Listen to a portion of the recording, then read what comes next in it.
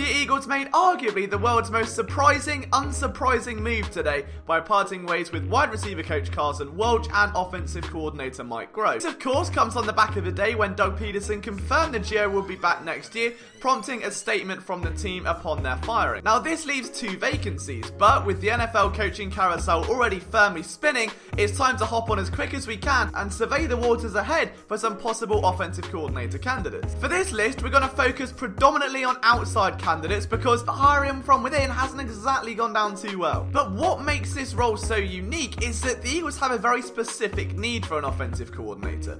Doug Peterson calls the plays, Juice Staley coordinates the run game, so what you're left to do aside from twiddling your thumbs is script the opening 15 plays of the game and help with play design on passing down. So as opposed to Michael Scott, you're basically Dwight Schrute, the assistant to the regional manager, one of those roles. This can make it quite tough for younger candidates to break in because they want that responsibility as they know that they can take full accountability for the offense en route to pursuing their head coaching dreams. With that in mind, here are the 5 candidates that I consider to be the best fit for Philadelphia this offseason. We're going to start off with LSU's passing coordinator and wide receiver coach Joe Brady. Now, Carson Wentz isn't a finished product, but he certainly doesn't need as much nurturing as he did 2 or 3 years ago. However, bringing on someone who helped Joey Burrow, or Mike Lookalike, win the Heisman in 2019 can't exactly be seen as a bad signing. Right? What's really interesting though is that prior to his days at LSU, he worked with the Saints under Sean Payton and a particular quarterback by the name of Drew Brees. I don't know, maybe you've heard of him. And esteemed offensive coordinator Pete Carmichael. Now, Brady seems destined to make the NFL leap at some point, and with there being such a pressing desire for young coaches from the college ranks, this could be the time he does. Brady won the Broyles Award in 2019, which is given to the nation's top assistant coach. But what I really like here is that he's already used to working in a co-dynamic. Steve Ensminger has been the man drawing a lot of attention from LSU, and he helped kind of run ship with Joe Brady during 2019. Brady was the wide receivers coach who of course has produced an elite talent and helped coordinate the pass game, which means that should he step up to a role in Philadelphia, he's already used to playing second fiddle and to helping as opposed to being the star of the show. He can just come in, learn from Doug Peterson and pretty much do what he was doing before, only at the NFL level. LSU had the best offense in the nation from both a yards perspective and a points perspective in 2019, and their average of 48.9 points per game was the most since 2013. Ooh. This may be a pipe dream, but Brady does seem like he'd tick every single box the Eagles could list. Second on the list is Pat Sherman. Now, before you shout at me, he's undefeated as an Eagles head coach, so just saying. Sherman was Chip Kelly's offensive coordinator before he got canned and then went 1-0 for the Eagles before jumping to Minnesota, climbing their ranks very rapidly, becoming offensive coordinator and then jumping to New York to try his hand at a head coaching gig. That didn't go as well as anticipated. After going 5-11 in his first season and drafting Danny Dimes, he then went 4-12 and was promptly fired. But Sherman did coach under Andy Reid for a decade. He was with the Eagles as recently as 2015. And let's not forget that as an offensive coordinator in Minnesota, he wasn't exactly bad. And you could do a lot worse than Pat Sherman. You could do better, but you could do a lot worse. It's a middle of the park, it could be worse. Third on the list is Mike Kafka, and this is going to be a name that definitely causes a few Eagles fans to rub their beards, whereas I just rub my chin. If there is one thing that Peterson loves in a coordinator, it's a former quarterback. Kafka was actually drafted by the Eagles back in 2010, playing 4 games 1 year later, where Doug Peterson was what?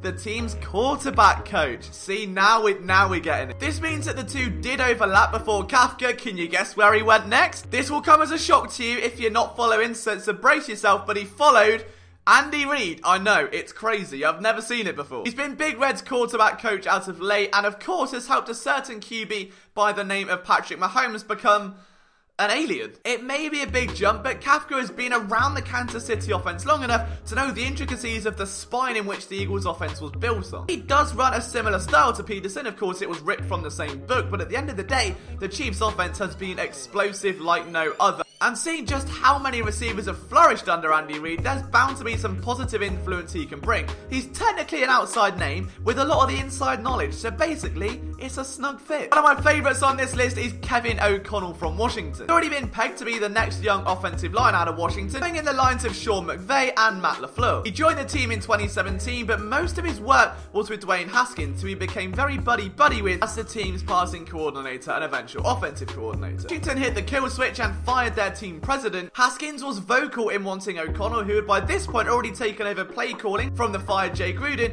to stay.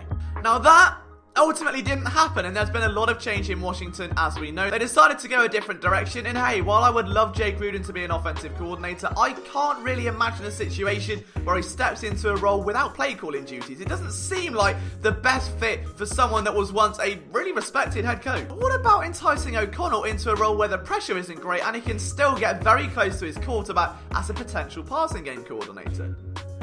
That quarterback just so happens to be a star. Carson Wentz never really got that easy transition with Groh. When he was first appointed as offensive coordinator, they were coming off of a Super Bowl win, and Nick Foles was technically QB1 because Wentz was rehabbing, which meant the entire offense was still built around Foles, and when Wentz finally got into the picture, they were kind of learning as they went. There was no real smooth transition. The offensive coordinator to quarterback partnership is among the most important in a team, and if that's been valued in Washington, if Haskins is so vocal about keeping O'Connell, then I would love to see O'Connell come in, link up with Carson Wentz, and just bring some of that outside knowledge inside to the Eagles. The problem is it doesn't often make a lot of sense for an offensive coordinator to move laterally, especially if they're a budding head coach. But if you can move into a situation where there's significantly less noise, there's a little bit less pressure, and you can still build on that resume, then why not? Finally, one of the best names on this list by far, James Urban. This is more of a dream scenario, but Urban would bring so many ideas to the table. Now, who is Urban? He's currently the quarterback's coach for the Baltimore Ravens, where he's working with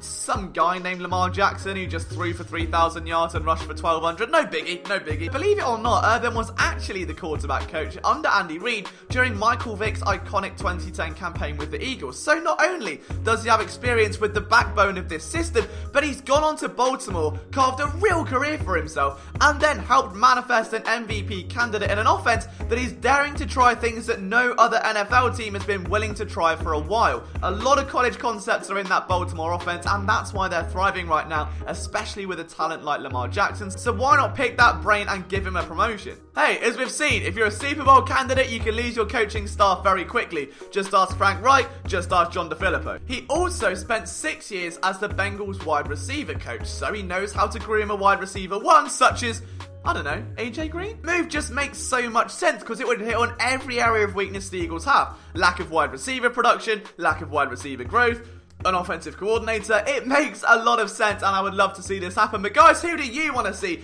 as the Eagles offensive coordinator and replacing Mike Groh? Let me know down in the comments. From myself, Liam Jenkins, I'll see you soon.